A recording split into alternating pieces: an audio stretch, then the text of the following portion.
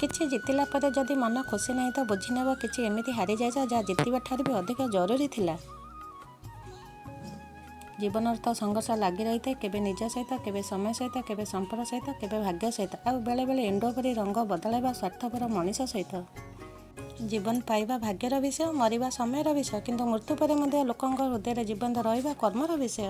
କେବଳ ତୁମର ମନକୁ ଶାନ୍ତ ରଖିବା ଦ୍ୱାରା ତୁମେ ଭୁଲ ଆଉ ଭଲକୁ ଜାଣିପାରିବ। କ୍ରୋଧରେ ଆମେ କେବଳ ଯାହା ଦେଖିବାକୁ ଚାହୁଁ ତାହା ଦେଖୁ।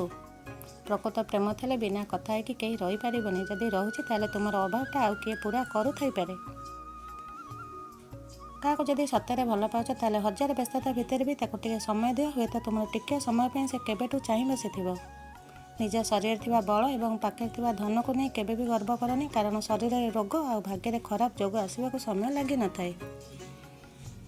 ଯଦି ଖରାପ ଅଭ୍ୟାସ ସଠିକ୍ ସମୟରେ ପରିବର୍ତ୍ତନ ନ ହୁଏ ତେବେ ସେ ଖରାପ ଅଭ୍ୟାସ ତୁମର ସଠିକ୍ ସମୟରେ ଭୁଲକୁ ପରିଣତ କରିଦେବ।